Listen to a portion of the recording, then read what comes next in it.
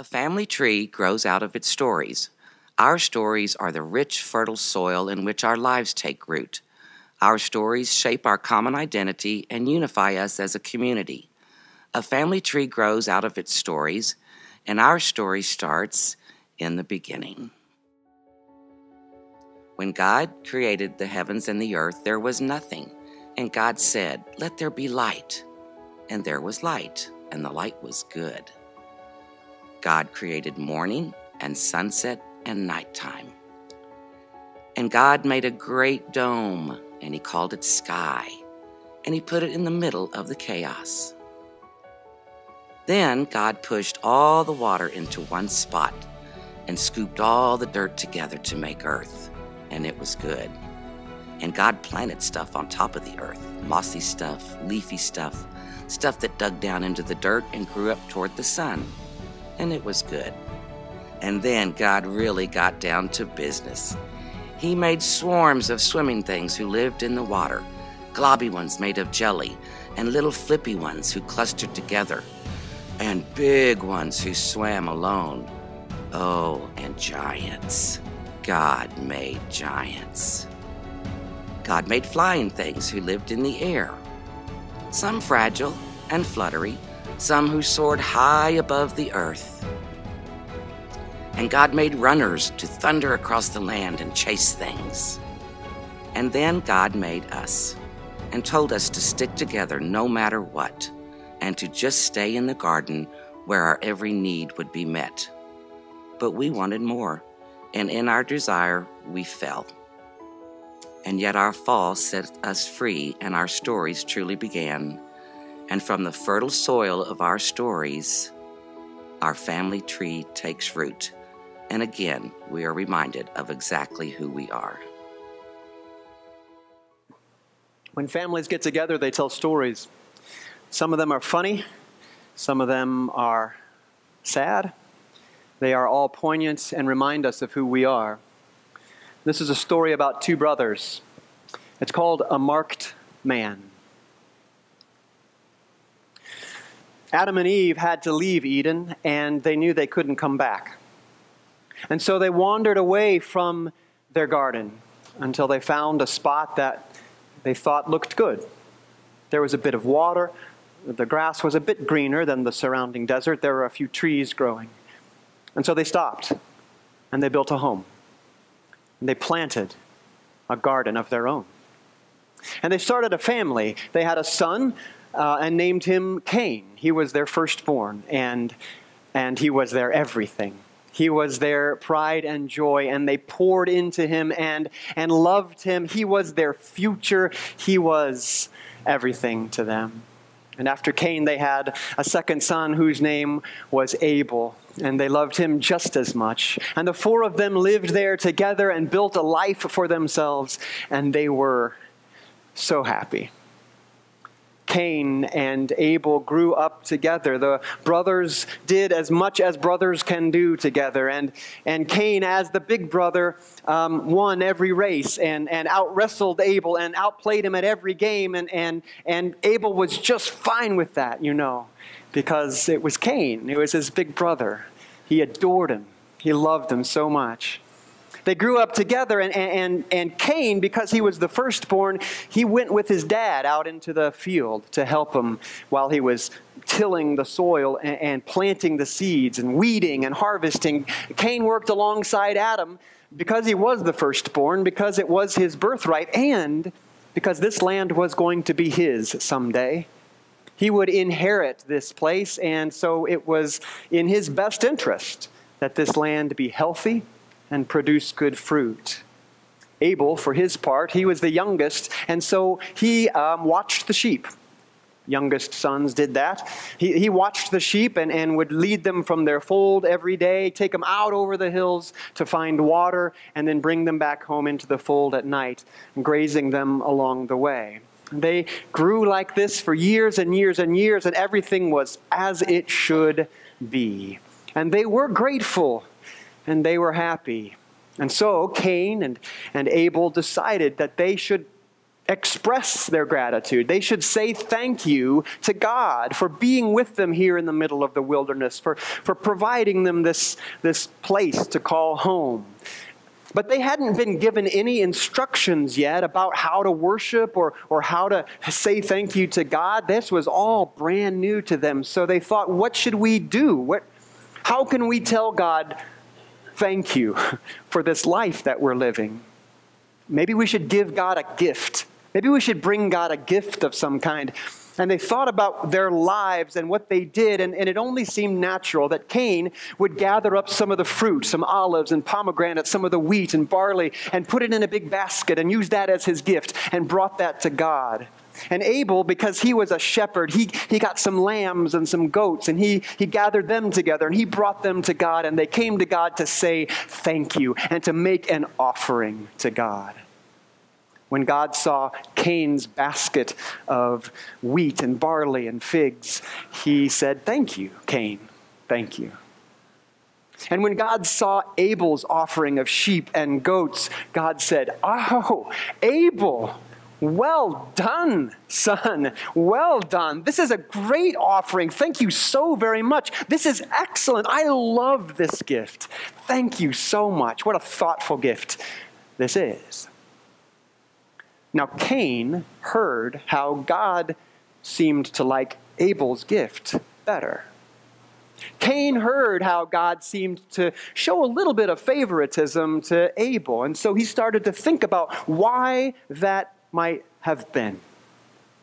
Why did God seem to like Abel's gift better than mine, thought Cain. I'm the older brother here. I'm the one that's the better one. I'm always better. I've always been better. So obviously my offering should have been better. That little pipsqueak comes to God with a couple of lambs and God just pours it out on him. What is going on here? And he couldn't let that thought go, and he kept thinking about it. He obsessed over it over and over again. It became his every single thought.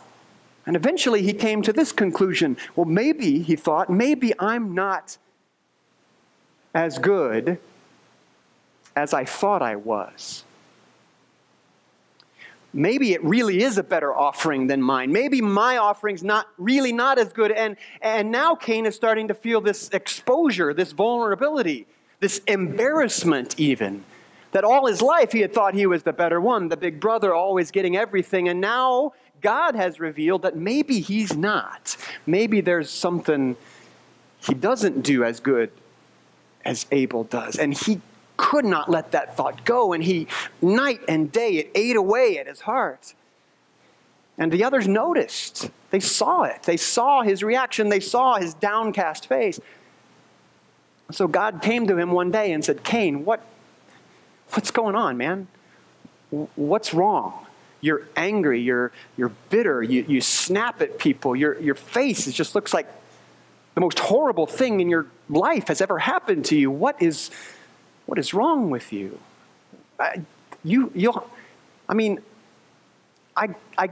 thanked Abel for his offering. I wanted to build him up a little bit. I wanted to encourage him. I've got a special place in my heart for younger brothers, said God. But that's nothing about you. That's nothing against you. Your offering was fine, and you'll have other chances. There'll be other chances, Cain. You can make more offerings.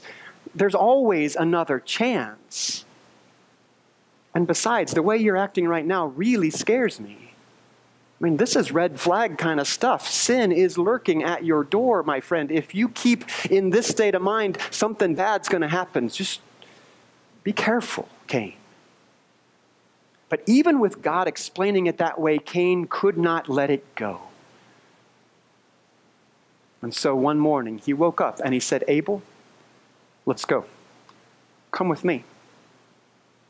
Well, and of course Abel went because it was Cain. Cain could do no wrong. Cain was everything for Abel, the big brother that he'd looked up to his whole life. And so Abel went, walking along a few steps behind him, and Cain didn't say anything else. They just walked out away from their home and over the hill into the field that Cain had just harvested.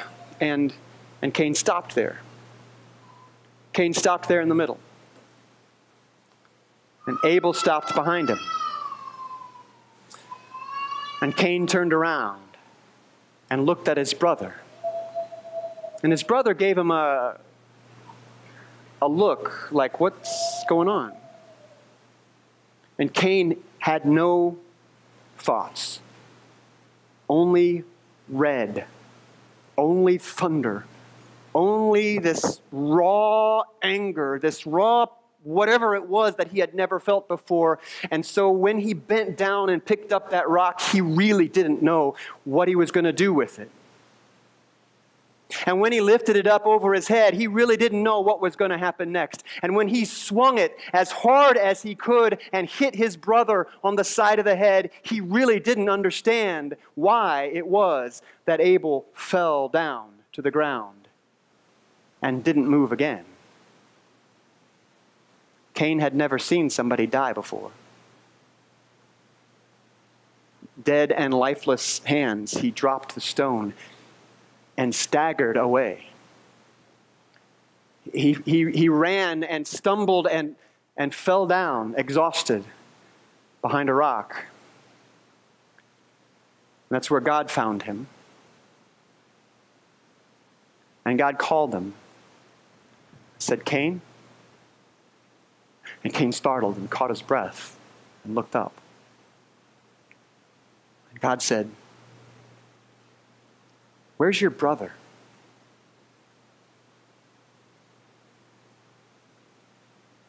Cain knew he was caught. And he doubled down. He lied. I don't know. I don't know where he is. And then he pushed even more. Cain said, what am I, my brother's keeper or something? I thought that was your job. Don't you know where he is? And God said, yeah. And God said, Cain, Cain, what did you do? Cain, what did you do? Of course I know. Of course I know exactly where your brother is, said God. I can hear his voice crying out to me from the field, crying out for justice. I can hear him. Of course I know exactly where he is. And I know exactly what you did. Your brother's blood has poisoned that soil, and it's never going to bear fruit for you again. Never will it bear fruit for you again, Cain. You better just go. You better just go. Just go away and don't come back. And Cain said, no, please, please, please, I am begging you. Not that. Please. You made it so the field won't produce for me anymore. That's my field. You're sending me away from my home. You are abandoning me. You have killed me. And God said, whoa, whoa, whoa. Wait a minute, Cain. Wait a minute. I'm not abandoning you here. I'm going with you. I never said I was leaving you alone, and I certainly never said that you would die. There's already been a death here. Adding another one is not going to help anything. You have to go. There are consequences to this act. You have to go. But listen to me, Cain. I'm going with you, and you will live. And God bent down to Cain and put his hand on the side of Cain's face and lifted his chin up. And God took his other hand and caressed his son and said, listen to me. I love you.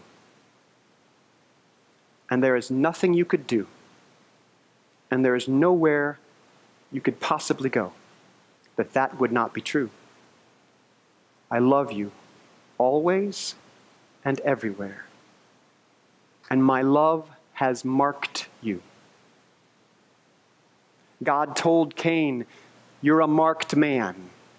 My love has marked you as my own. You belong to me, and that means I am with you everywhere, every moment, no matter what you do, no matter what you say, wherever you might find yourself, I am there, and you will live. And so Cain left, and he became a wanderer. And God was with him every step of the way. In the waters of our baptism, we are marked with the love of God. We are claimed as Christ's own. And that means wherever we go, whatever we do, whoever we are, God will be with us every step of our way.